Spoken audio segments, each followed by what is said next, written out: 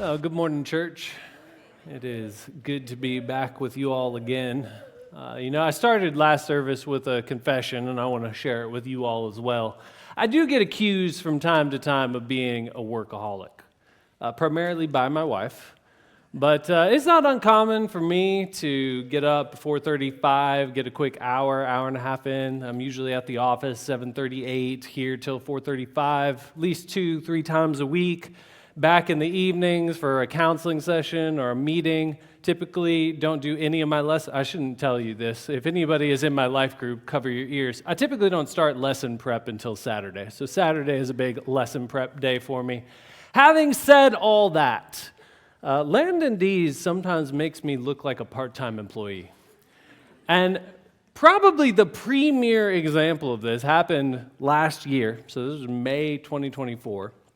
He's in Colombia, and he's telling us about the trip. He's going to Colombia. He's telling us about the trip in staff meeting. And I'm like, oh, this sounds awesome. Really excited for the crew. And so I pipe up and ask, so who's going to preach on Sunday? He's like, well, I am. I was like, what do you mean you're going to preach on Sunday? You're going to be gone, ministering to people in Colombia all week. I was like, when do you get back? Sunday. I was like, well, I understand you're preaching Sunday, but I mean, like, when does the flight land? Sunday. So this was his plan. He was going to go to Colombia, spend the entire week there ministering to people, and fly back in at 5 a.m. on Sunday so he could preach at 8:30. And I asked him, when are you going to do your lesson prep? And he said, well, on the plane. I'm like, the plane's for sleeping. It's an overnight flight. Nighttime is when humans sleep. You should be sleeping on the plane. In fact, you really shouldn't even be at second service. This is like our first service. This is a second service only situation. But sure enough, Landon was determined this is what was going to happen, and I was determined we will have a contingency plan.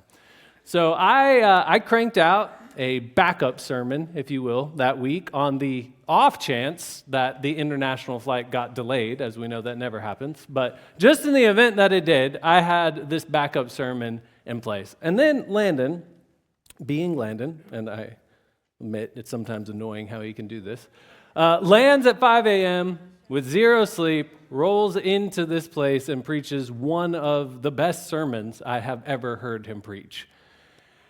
And afterwards, I was congratulating him. I was a lot of that boys. But then at the very end, I'm like, so what do you want me to do with this thing? I've basically birthed like a little baby sermon here. You want me to abandon it to the wilds? Like, when is this going to have its moment to shine in the world? And he said to me then, fear not. The day will come when you can use that sermon. And brothers and sisters, the day has arrived. Yeah. He also said to me as we were chatting about it the other day, he's like, yeah, I'm excited about this one. It's been like in the crock pot for a year. This is going to be tender and decadent. And I didn't want to disillusion him, but I was like, the reality is this is like that piece of Tupperware you lost in the back of the fridge. You crack it open and that unholy odor wafts into your nose. There's some mold on that. All that to say, you may have spiritual indigestion at the end of this sermon. But with that warning out of the way, I did want to kick off our time together by just sharing with you all a tough season my wife and I went through about 2 years ago.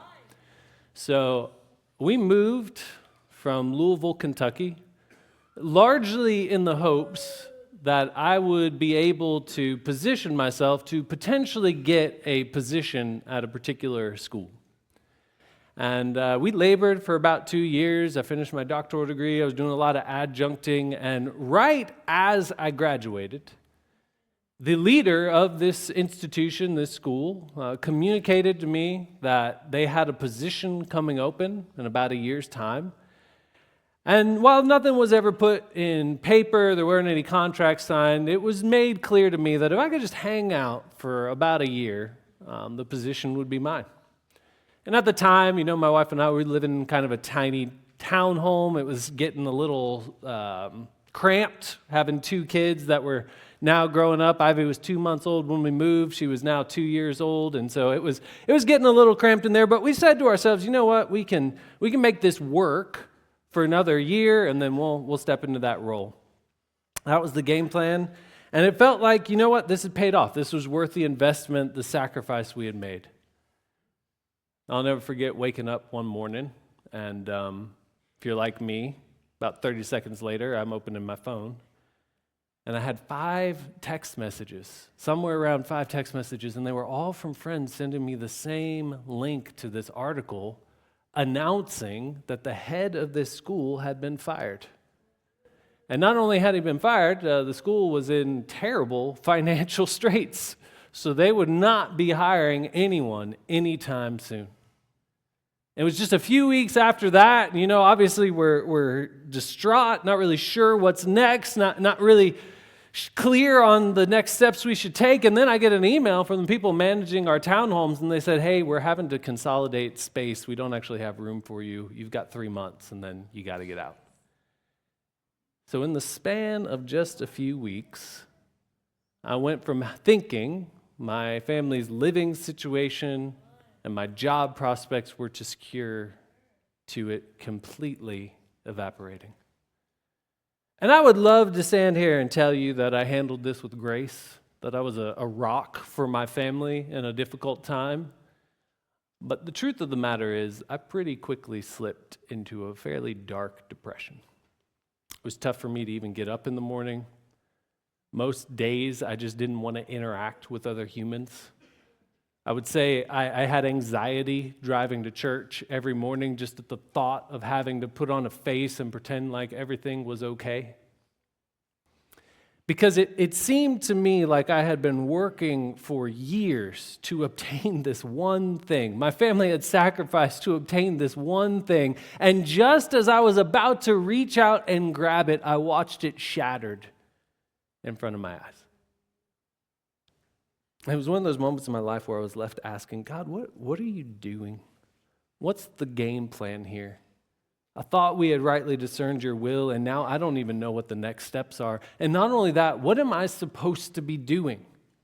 I want to walk well before you, but I don't know what that means. And it was one of those moments I really had to ponder, what does faith look like in a difficult season?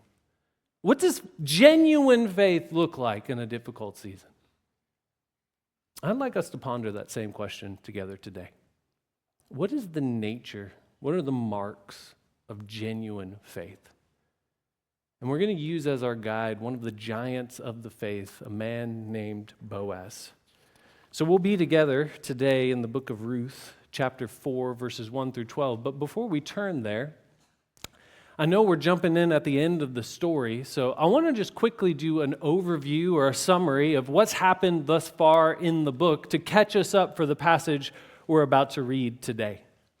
So the book of Ruth takes place during the era of the Judges, and we're told that at a particular time during the book of Judges, a great famine comes over the people of Israel. And a couple, a man named Elimelech and his wife Naomi, decide that they simply can't get by staying in Israel during this famine, so they flee for the pagan nation of Moab, and they take with them their 2 sons. And for a time, it seems like all is going well.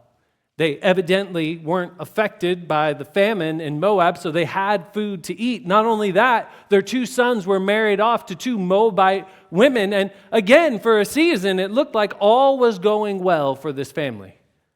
And then tragedy strikes.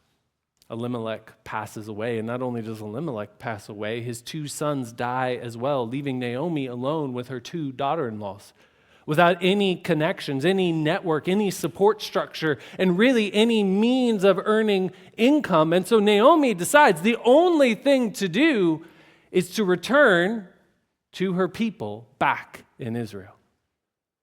And so she goes, and I'm sure as many of you remember, at first both her daughter-in-laws attempt to go with her, but she persuades one to stay there in the pagan nation of Moab, but the other, this woman named Ruth, will not be dissuaded.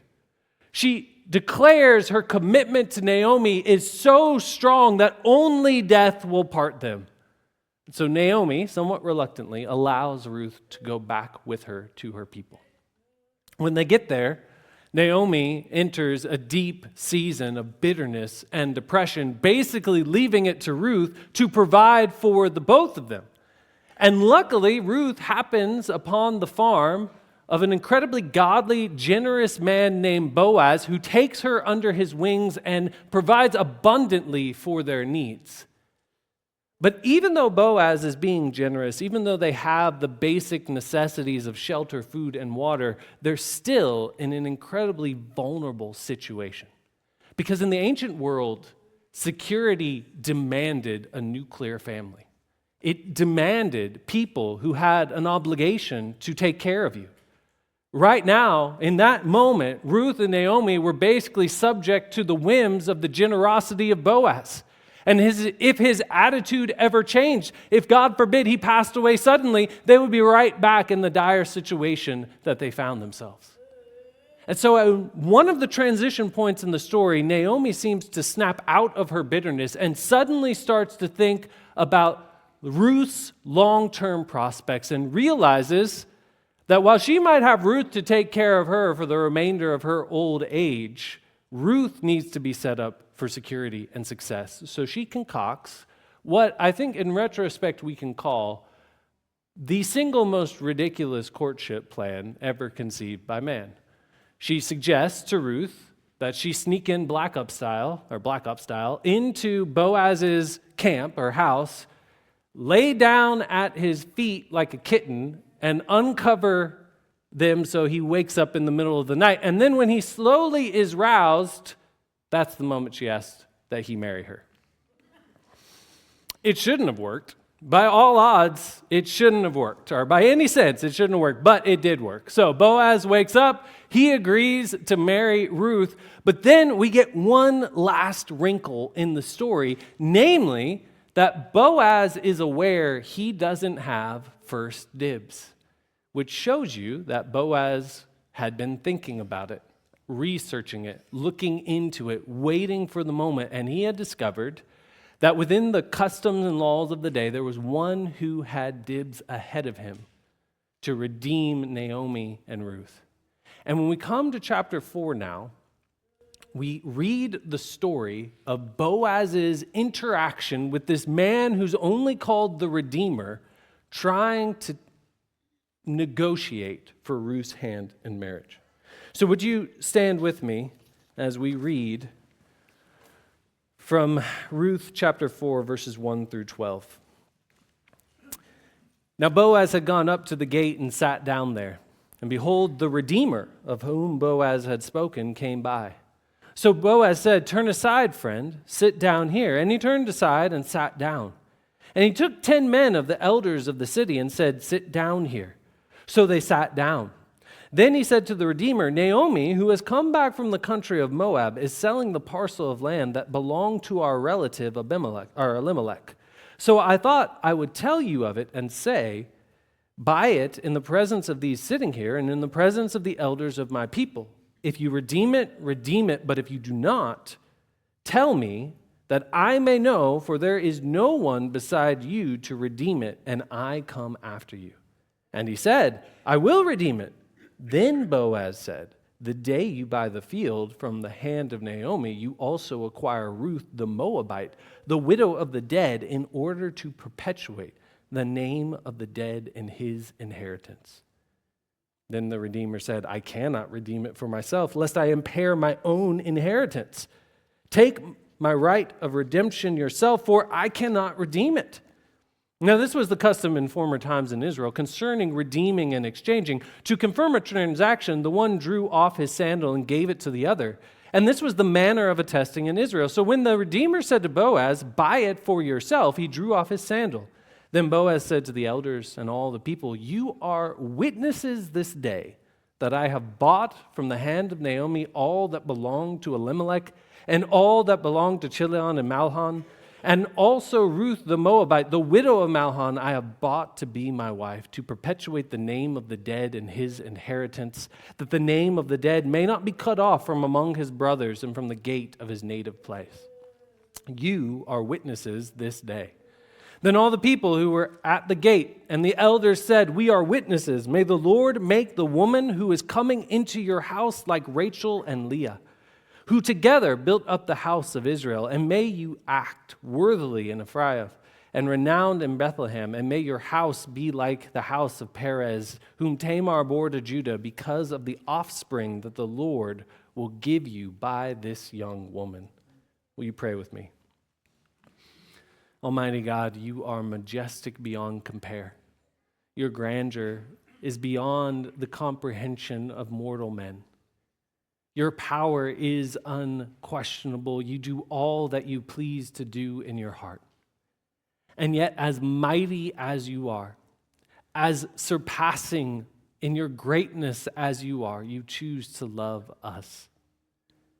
Lord, there is none more worthy of trust than you. And I pray today for myself and my brothers and sisters in this room that we would walk away with a clear conception of what it looks like to render unto you the type of faith and trust you deserve. Pray this in Jesus' name. Amen. You may be seated. You know, as we approach this text, one of the thornier issues is this particular passage is littered with customs and references and assumptions which were peculiar to this time and place in history. And I think it can be difficult, standing as we are 3,000 years removed in a completely different language, a completely different culture, to understand all the nuances of what's happening in the passage, to see the subtext the way the original author, or readers rather, would have seen the subtext. So before we turn to apply this passage, what I would like to do is walk through it again somewhat quickly and break down in a little bit more detail exactly what's happening in each of these scenes, or these movements within the scene. Beginning with Boaz approaching this man known as the Redeemer. So within the laws of Israel, you had this class of individuals, this kind of legal position known as the kinsman redeemer. And the kinsman redeemer was usually whoever the closest relative was to the people in need of redemption. And we'll come back to that in a second, but Boaz was aware that though he was a close relative to Naomi, he was not the closest. This other individual was. So before he could lay claim to redeeming Naomi and Ruth, he had to first have this individual cede his right. So he goes to the gate, which is where all business was conducted, and when he sees the man, he flags him down, and then he surrounds him with 10 elders. And the 10 elders were there because they had to be present for all business and legal transactions. In essence, Boaz had called the man to court, and they were now about to engage in negotiations. And as Boaz is describing the situation, he gives him some good news, followed by some bad news. So the good news is that Naomi is selling a plot of land, and it falls to him to redeem it. Now, very likely, the reason Naomi didn't sell it earlier is when she and her husband left, they had leased it to some people so they could work the land. And if you pay attention to the narrative, they come back in harvest season, which means they had to let the tenants finish that year's crop and then they could sell it. So probably what had happened is Naomi comes back, she can't sell the land, she has no money, so they're living off scraps until they're able to sell the land. But the reason it had to be sold to someone within the clan has to do with the way the people of Israel entered the promised land. Recall that when they crossed over the Jordan, the Lord did not declare a free-for-all, where all the tribes could just take as much territory as they could win. Instead, the Lord himself describes and delineates the exact portions of the promised land each tribe gets to acquire. And because of that, there were laws written in the Old Testament which required that when somebody sold a piece of property, someone else within the tribe or the clan had to buy it because that was the tribe's territory. And not only that, you also had this added incentive that in the ancient world, wealth and land were almost synonymous. This was an agricultural society. Almost all your income was going to come from working the fields. And so the more land you had, the more crops you could produce, so the wealthier you would become. I would say the way the ancient Israelites felt about clan land is like a super version of how we feel about family heirlooms. So I don't know if you guys have objects like this in your family. Things that are very precious, that get passed on from one generation to the next. They're kind of integral to your family story and identity. I tell you, for us, we've got one of them, which is my father's Bible. So my dad has been in ministry my entire life and for decades before, and he's done just about everything. He's been a full-time pastor, part-time pastor, interim pastor, pulpit supplier, evangelist. He was president of the Messianic Jewish Association for a while. The guy lived in Israel so he could do missions over there. The guy has just done everything. And through it all, for the last 40 plus years, he has done all this ministry with the same Schofield Reference Bible. And he has rebounded, I think, at least twice now. I have no memories of my father ever, I think, holding a different Bible besides this one. And when you crack it open, every page almost looks like it's bleeding out ink. There are marginal notes everywhere, illustrations he's thought of, cross-references, his comments on Greek or Hebrew words.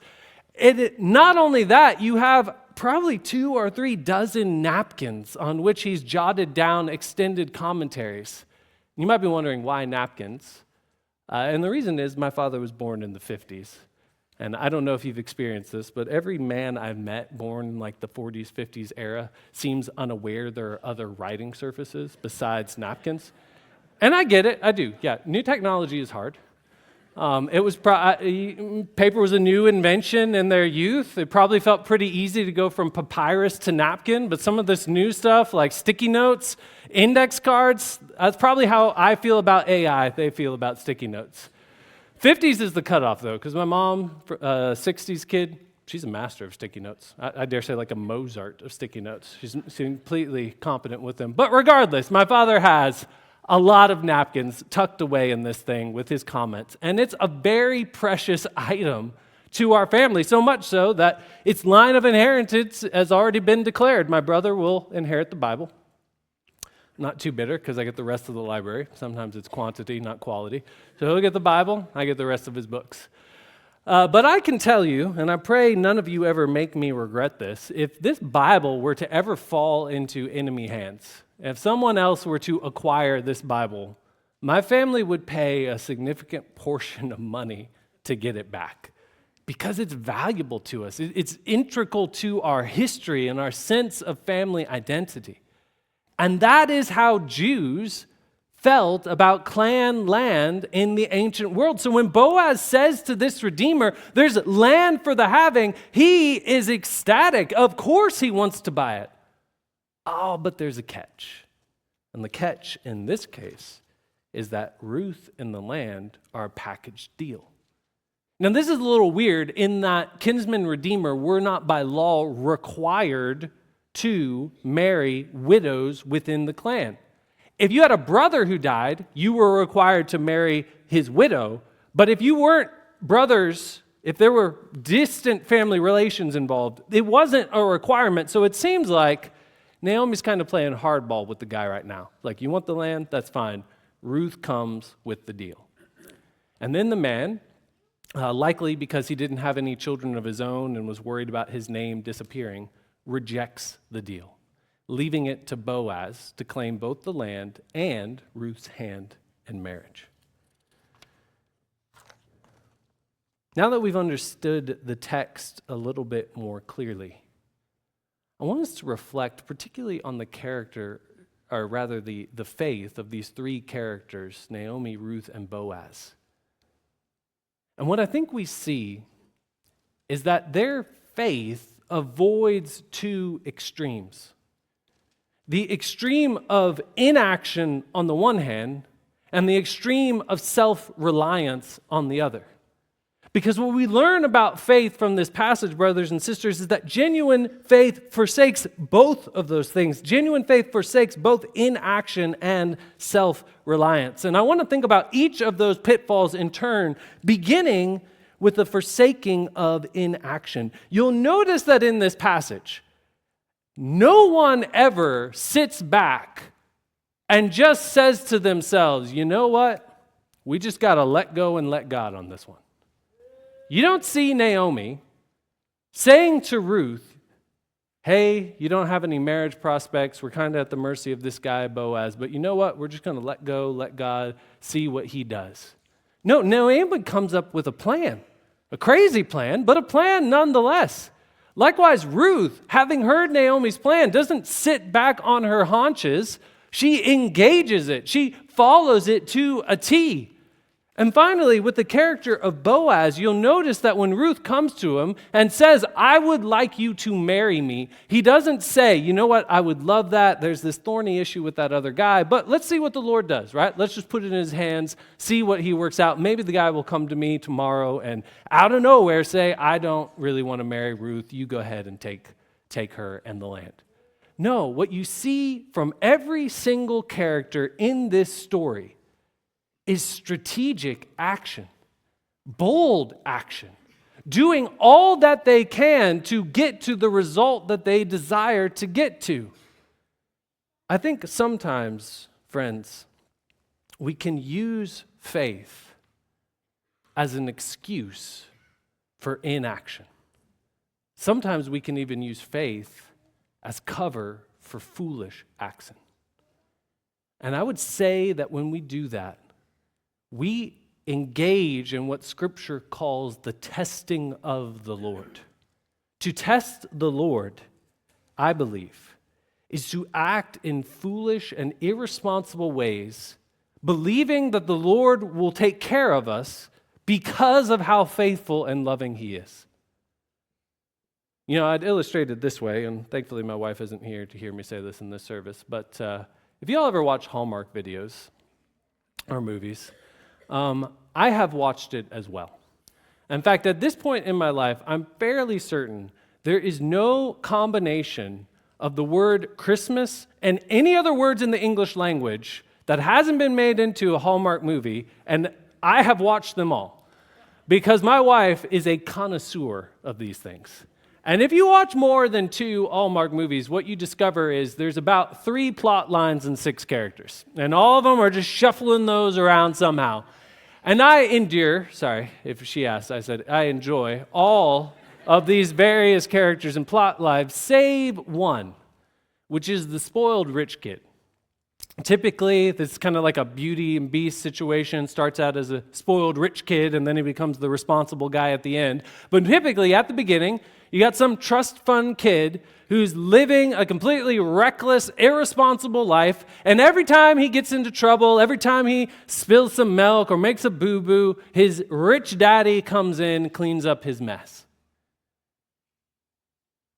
And I would say we do something similar with our Heavenly Father when we think that we can act foolishly or choose to not even act at all and just assume that because He loves us and because He cares for us, He's going to take care of the entire situation. You do not see that kind of let go and let God notion anywhere in Scripture. Nowhere are we called to that kind of passivity and inaction, and that's borne out in the fact that you don't see any characters in this story behaving that way. They are all taking bold, strategic action. Genuine faith, brothers and sisters, forsakes inaction. Faith is not the absence of action. It is what undergirds action. But secondly, faith avoids self-reliance. You'll notice with Boaz that when Ruth comes to him, it's very clear that he has been thinking about this. Why? Because he's woken up in the middle of the night with this crazy request to marry this woman, and off the top of his head, he happens to know who has first dibs. Clearly, the guy had been thinking about it. Clearly, he wanted Ruth as his bride. And then when you read his interaction with the Redeemer, one of the things that seems to become clear is the Redeemer had no idea he had first dibs. Boaz is alerting him to this reality. And so how easy it would have been for Boaz, a rich, prominent member of the community, to do an in run around this guy, to just go ahead and marry Ruth real quick and buy Naomi's land. And then if somebody popped up later and said, oh man, this guy had first dibs, he could have pleaded ignorance. I'm sorry, he didn't know. How was I supposed to know? It would have been so easy for Boaz to get the thing he wanted with near certainty if he simply chose to disobey a couple of God's laws. But what does he do instead?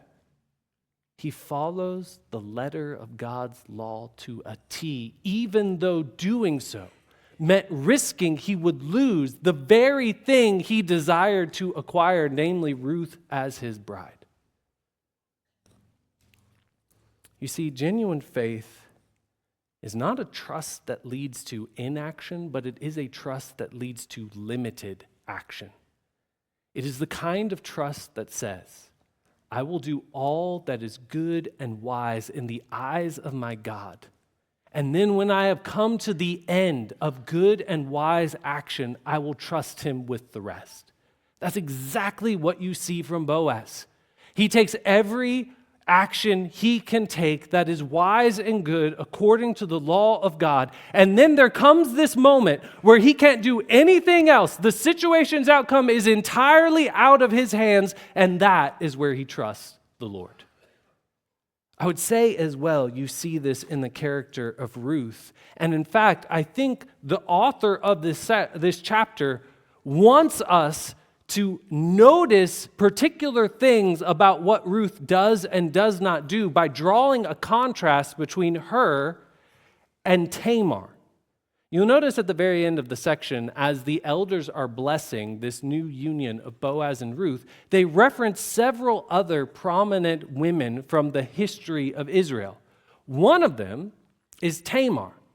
I think the reason for that is the author wants us to draw some parallels between Ruth's situation and Tamar and notice key differences. So to do that, let's real quick recap what happened with Tamar. Tamar's story comes in Genesis 38. And essentially, you have Judah, one of the patriarchs of one of the 12 tribes. He has a son who marries Tamar, and the son dies. And because he had additional sons, it did fall to them. They had an obligation to marry Tamar and perpetuate their deceased brother's line. So his next eldest son marries Tamar, but has no interest in perpetuating his brother's line, and so refuses to bear children through her. The Lord in his wrath strikes the man dead for his selfishness and disobedience, which leaves Judah with one son. Problem is, the son is only a boy. So he says to Tamar, you remain in my household, and when he's grown, he will marry you. Well, as time passes, the boy comes into manhood, and it becomes pretty clear to Tamar, Judah has no intention of marrying him off, or her to him. Likely because, probably seemed a little sketch. She's killed off 2 of his sons thus far, not going to risk it on the last one. And I mean, you can be sympathetic a little bit with where Judah is coming from, but nonetheless, he was disobeying the Lord. And so Tamar, being a sensible woman, does what I think any of us would do in that situation. She dresses as a prostitute and goes and seduces her father-in-law. That was a joke. I hope that was abundantly clear. That was a joke. There's a double-edged sword of dead hand humor right there. Somehow, she gets pregnant from that one rendezvous. And then, when she's discovered to be pregnant, Judah, it has to be said rather hypocritically, declares that she should be put to death for her infidelity. She then reveals Judah is the father of the baby, to which he replies, let her live, she's more righteous than I. Which, to be clear, is not a statement about how righteous Tamar was, rather a statement about how unrighteous Judah was. And so she bears these 2 boys, gets off scot-free, if you will, and goes on. Now notice parallels with the situation of Ruth. Here you have 2 women, both of whom had been widowed. Here you have 2 women, both of whom are taking action to try and rectify their vulnerable situation. Not only that, here you have 2 women who have an encounter with the man who can remedy their situation in an isolated space. And in the case of Tamar, she uses that opportunity to act unrighteously in order to get the result she wants. And if you think about Ruth, how easy it would have been for her to do the same. She had successfully snuck into the bedroom of Boaz in the dead of night, a man who clearly had feelings for her, how easy it would have been to try and seduce him that night. And had she gotten pregnant, he would have then been forced effectively to take her and Naomi under his wing. She could have acted unrighteously in order to secure the thing she wanted. But instead, she does not act like Tamar. She limits herself to only taking good and godly actions. I think both with the character of Boaz and the character of Ruth, we're meant to understand that part of what makes them exemplars of the faith is the fact that they were willing to chance disaster simply to continue walking in the ways of the Lord. I think sometimes, brothers and sisters, if we're being honest, we can get into this sort of mindset where we say, I want to get this good thing. And the most assured way for me to obtain this one thing is if I just do this tiny wrong thing. And it's almost this consequentialist, this greater good mentality or ethic where we say it's better to do something that's a little bit wrong to get something that's really good. But what we see with Boaz and Ruth is that is not the nature of genuine faith. Genuine faith is willing to risk not obtaining the thing we desire if the road to get it with a surety requires that we act in unrighteousness. He who would seek a good end through unrighteous means has left the path of faith and godliness. Faith is not inaction, friends, but it is limited action. Genuine faith is doing all that we can, which is good and wise, and only when we have reached the limit of good and wise action do we then say, the Lord is sovereign and he will take care of the rest. You see that with Ruth, who chooses to simply offer a marriage proposal, not knowing how this man will respond. You see that with Boaz, who chooses to let the Redeemer know of his privilege, even though doing so risks him losing the very thing he desires to acquire. It is not inaction, but it is limited action. For genuine faith forsakes both inaction and self-reliance.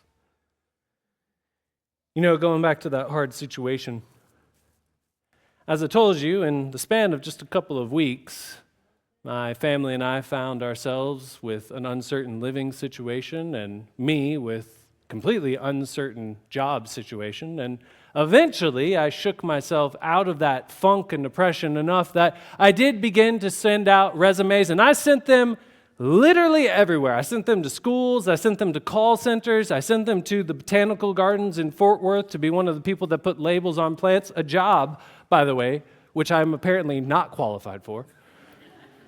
We don't go to the botanical gardens anymore. But I sent them everywhere. Not only that, I called as many contacts as I could think of. I sent them my CV. I was like, just if you hear of anything, please let me know.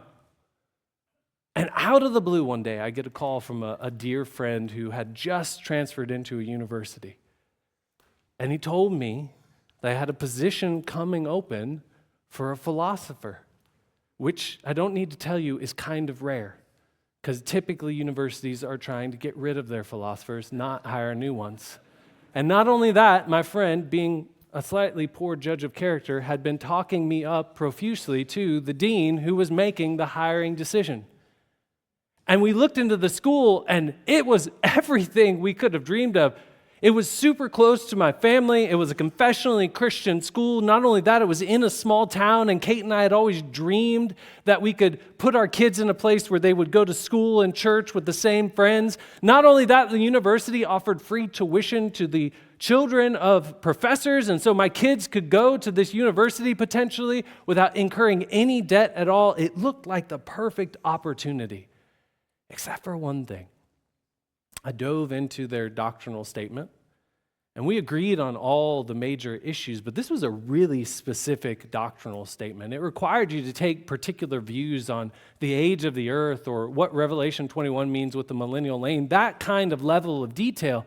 And as I was reading through it, I eventually realized I just didn't agree with some of it. And not to say I had anything against those who thought this way. There were brothers and sisters I respect. It just wasn't where I was at. So I started telling my friends about it. And they encouraged me to maybe just have different beliefs, or at least suspend my beliefs for a time, or maybe just sign it and take a shower later.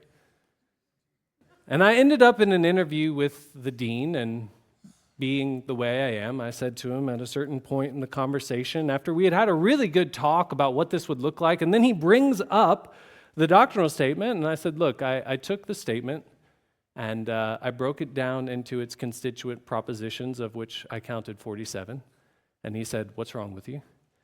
And then I said, I agree with 45 of them. And I can promise you, if you were to hire me, I would never teach against the other two. And they said, you know what, Drew, I really appreciate that. The thing of it is, I actually need to hear you say you affirm all 47 to work here. And he tried to be generous. He tried to be kind. He said, you know what, why don't you can take a week to think on it. We're not in any rush. But I knew then and there what I had to do. And I told him, I was like, you know what, sir, thank you so much for agreeing to meet with me, but I don't want to waste any more of your time. The truth of the matter is, I just do not believe these things. And unless the Lord acts in a pretty mighty way, I'm not going to believe them anytime soon. And he said, thank you, and told me if I ever changed my mind on these issues to give him a call. We ended as friends. And I hung up that Zoom call, realizing that in a moment, my one job prospect had gone up in smokes. And I was right back where we started. But wouldn't you know it, it was maybe shortly, just a few weeks after that, we were in our life group talking about our living situation, and some friends said to us, you know what, we're actually about to leave the house we're renting. We're friends with the people who own it. I bet they would love to have you as the next renters. And within the span of a couple of days, we had a place to live. And then shortly thereafter, Landon came to me and said, you know what, let's be honest, you're not that great of a philosopher. You might make a halfway decent pastor. So if you want, we've got a role for you here. Now, I'm not saying I took the job because this was my only option, but I am saying I didn't have other options. And so we took the position here as pastor of discipleship, and honestly, just as quickly as the dire situation had come, it was resolved. I had a job, we had a place to live. And look, brothers and sisters, I'm not saying I bat 1,000 by any means.